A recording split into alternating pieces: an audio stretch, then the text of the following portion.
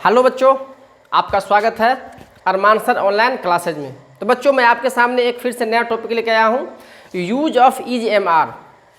ये use of is M R जो है हम लोग नेगेटिव सेंटेंस में करने वाले हैं। इससे पहले हम लोगों ने देखा था अफर्मेटिव सेंटेंस में कैसे यूज करते हैं।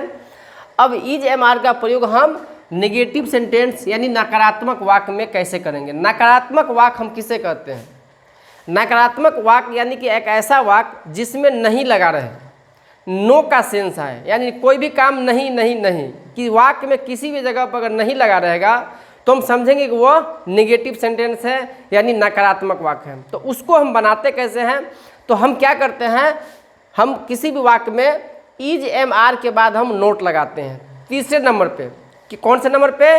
तीसरे नंबर पे हम क्या लगाएंगे? तो नोट लगाएंगे। कैसे यूज करेंगे? तो बच्चों यहाँ ध्यान दीजिए। पहले जैसे हमारे पास दिया है कि मैं बीमार नहीं हूँ, तो मैं बीमार नहीं हूँ, तो आपको मैंने बताया था कि मैं का इंग्लिश क्या होता है? आई।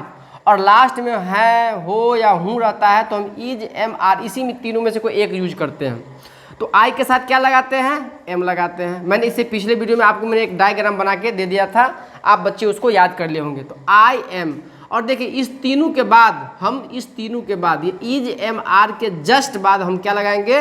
तो नोट लगाएंगे। जस्ट बाद क्या लगाएंगे? तो नोट लगाएंगे। तो आई एम नॉट, बीमार का क्या होता है? इल। आई एम नॉट इल, मैं बीमार नहीं हूँ। अगर यहीं पर रहता है कि मैं बीमार हूँ, तो हम नोट को क्या करते हैं? गायब कर देते हैं, और क्या हो जाता? आई एम इल हो जाता। यहाँ लग गया मैं बीमार नहीं हूँ, तो यहाँ पे हम नोट लगा देंगे, कोई दिक्कत नहीं। हम लोग किसान नहीं है। हम लोग का मतलब एक से जब ज़्यादा लोगों का बोध होता है वहाँ हम लगाते हैं। तो हम लोग होता है वी, और वी के साथ क्या लगेगा? आर, और आर के साथ क्या लगेगा? नोट। नोट हमेशा देखते हैं, ये हो गया फर्स्ट, ये हो गया सेकेंड, ये हो गया थर्ड। नोट हमेशा तीसरे स्थान पे आएगा। पहला स्थान, दूसरा स्थान, तीसरा स्थान।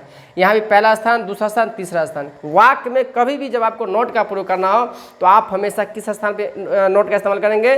तीसरे स्थान पे करेंगे। तो वी आर नॉट किसान, तो किसान का क्या होता है? फार्मर, FARMER, और S लगाएंगे, क्योंकि हम लोग हैं, एक से ज़्यादा है तो ये नाउन हो जाता है, इसलिए हम इसमें नाउन में S या S लगाते हैं। तुम एक डाकिया नहीं हो, तो तुम का इंग्लिश क्या होता है? यू। आपका इंग्लिश भी यू, तुम लोग का इंग्लिश भी यू, आप लोग का इंग्लिश भी यू, चारों का इंग्लिश यू होता है। और यू के साथ क्या लगाते हैं? आर, तो यू आर। और हम तीसरे नंबर, क्योंकि नहीं है तो हम तीसरे नंबर क्या लगाएंगे? नॉट।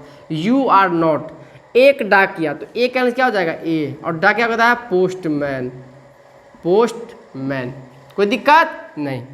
अगला है कि वे लोग मूर्ख नहीं है, तो वे लोग, तो वे लोग का इंग्लिश क्या होता है? दे होता है, तो लिखेंगे दे, दे। और दे के साथ क्या लगता है? आर। दे के साथ क्या लगता है? आर, तो दे आर। और हम तीसरे नंबर पे क्या लगाएंगे? नॉट, तो दे आर नॉट। और मूर्ख, मूर्ख का मतलब क्या होता है? फुलिश। आपके मन में एक सवाल आता होगा, सर आपने यहाँ पे ए लगाया, यहाँ पे ए नहीं लगाया, ऐसा क्यों? क्या आपके मन में सवाल आ रहा है? आना चाहिए।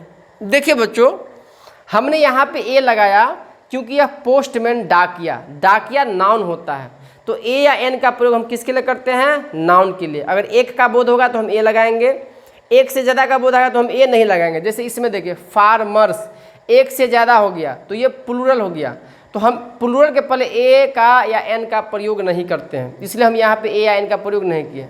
तो फिर कहेगा सर ये भी प्लूरल है क्या? जी नहीं, ये प्लूरल नहीं है, ये फुलिश है। फुलिश का मतलब होता है मूर्ख, एडजेक्टिव होता है, विशेषण है कि वो मूर्ख है, वह बीमार है, वो लंबा है, वो मोटा है, यह कपड़ा उजला है, जो उस एडजेक्टिव का बयान करता है। तो एडजेक्टिव के पहले हम क्या कहेंगे? ए का प्रयोग। लेकिन इसी के जगह लिख देते हैं कि वे लोग मूर्ख आदमी नहीं है। अगर यहाँ पे हमारे पास यहाँ लिखा रहता वे लोग मूर्ख आदमी या वे लोग मूर्ख लड़के नहीं है, तो they are not foolish men, और लड़के हैं ना तो बॉयज। क्या हम यहाँ पे ए का प्रयोग कर सकते हैं? क्योंकि नाउन आ गया, अभी भी नहीं कर सकते हैं। कहेगा क्यों नहीं कर सकते हैं? क्योंकि प्लूरल है, प्लूरल के आगे हम ए या एन का प्रयोग नहीं करते हैं, हम सिंगुलर के साथ करते हैं, ठीक है ना? Very good. पिताजी तैयार नहीं है, तो पिताजी का क्या होता है? फादर। इज, फादर क्योंकि एक नाम है तो इसलिए इज लगाता है। तो फादर इज नॉट, तीसरे नंबर क्या लगाएंगे, नॉट लगाएंगे। Father is not ready, ready, पिताजी तैयार नहीं है। रामू और गोपी, तो दो आ गया, तो इस रामू और गोपी को एक साथ लिखेंगे, लिखेंगे रामू एंड, एंड का और का इंग्लिश क्या होता है, एंड होता है, गोपी। तो रामू एंड गोपी हो गया। और देखिए ये दो नाउन है, तो जब दो नाउन होते हैं वो प्लूरल हो जाता है, इसलिए हम यहाँ पे आर लगाएंगे, रामू एंड गोपी आर। और नहीं है तो हम क्या लगाएंगे, नॉट। और नेता, नेता में क्या होता है, लीडर, LEADERS, क्योंकि एक से ज़्यादा है, क्या है, एक से ज़्यादा है, इसलिए हम क्या लगाएंगे, लीडर्स लगाएंगे।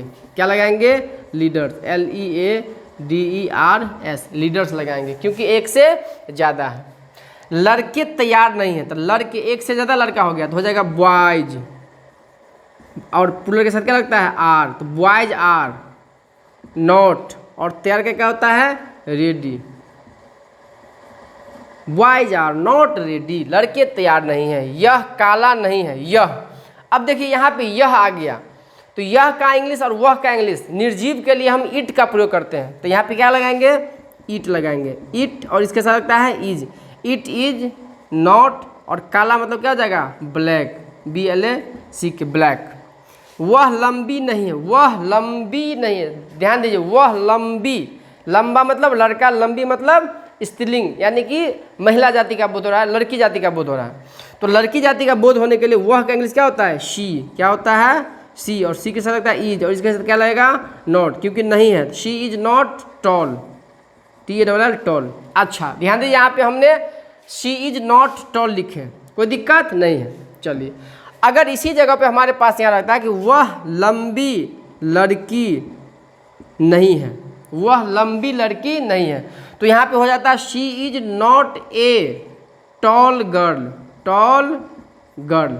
ध्यान दिए कि जब नाउन आ गया तो नाउन के लिए हमने इस ए का प्रयोग किया है, न के स्टॉल के लिए। तो हम बच्चों, आपने समझा हम किसके लिए ए का प्रयोग करते हैं, नाउन के लिए। जब वो सिंगुलर होता है तो हम ए का प्रयोग करते हैं, प्लूरल होता है तो हम ए का प्रयोग नहीं करते हैं। इसको अच्छे समझ गए, वेरी गुड। हमारे पास अगला है, वह भूखा नहीं है, तो वह का इंग्लिश क्या होता है, क्योंकि लड़का का बोध हो रहा है, अगर भूखी कहते तो स्त्री का जाति का बोध होता, तो ही क्या हो जाएगा, he is not hungry, HUNGRY, he is not hungry.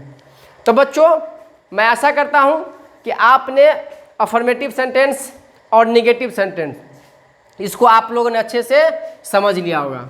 तो बच्चों, आई होप कि आपको इस वीडियो को देख करके ज़रूर आप इंग्लिश में कुछ इम्प्रूव लाते होंगे। तो आप चाहते हैं कि हमारे दोस्त या हमारे अगल बगल के अड़ोस पड़ोस के बच्चे अगर इंग्लिश में ट्रांसलेशन बनाना सीखे, ग्रामर बनाना सीखे, कैसे बनाया जाता है, तो आप हमारे ऑनलाइन चैनल अरमान सर ऑनलाइन क्लासेज पे आकर के आप इस तरह के सवालों को, इस तरह के ट्रांसलेशन को ईजी वे में बना सकते हैं। हम धीरे धीरे आगे बढ़ रहे हैं, ये हमारा शुरुआती दौर है, आगे आगे हम और आगे बढ़ते जाएंगे। आप हमारे साथ साथ चलें, आप एक से एक बड़े से बड़े ट्रांसलेशन को ईजी में बना सकते हैं।